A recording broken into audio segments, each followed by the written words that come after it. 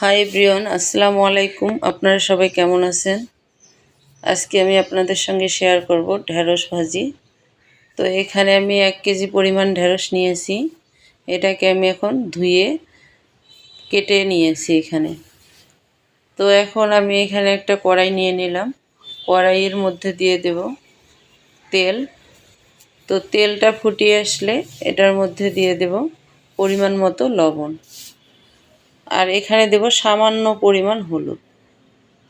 তো সামান্য পরিমাণ হলুদ দিতে হবে এই কারণে, তাহলে ঢেঁড়সের কালারটা সবুজ কালারে থাকবে, নষ্ট হবে না।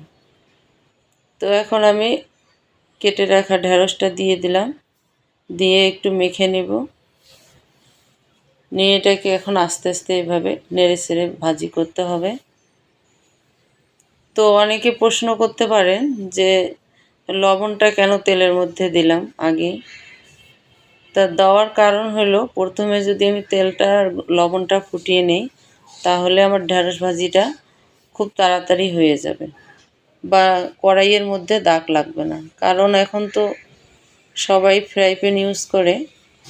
তো অনেকগুলো ঢেঁড়স দেখে আমিও ফ্রাই প্যানে দিলাম না, কড়াইয়ে ভাজি করে নিচ্ছি। তাই এভাবে ভাজি করলে বুঝতে পারবেন যে তরকারিটা দ্রুত রান্না হবে।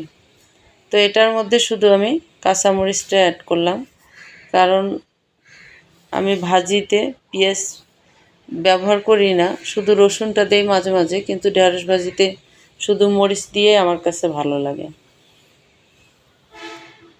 তো সকালবেলা সবারই একই টেনশন যে কী রান্না করব। তো ঘুম থেকে ওঠার পর শুধু টেনশন হয় কী রান্না করব। তা যেহেতু আপনাদের সঙ্গে আমি শেয়ার করতেছি প্রতিদিনেই, এজন্য মনে হলো যে আজকে ঢেঁড়সটা ভাজি করে আপনাদের সঙ্গে শেয়ার করি।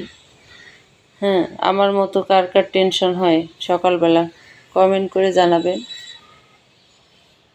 আর এখন আমার ঢেঁড়স ভাজিটা হয়ে গেছে, এখন পরিবেশন করে আপনাদের সঙ্গে শেয়ার করব। তো ঢেঁড়স ভাজিটা আমি উঠিয়ে নিতেছি। এই যে দেখুন, ঢেঁড়স ভাজিটা নিয়ে নিয়েছি। এখন আপনাদের সঙ্গে শেয়ার করব।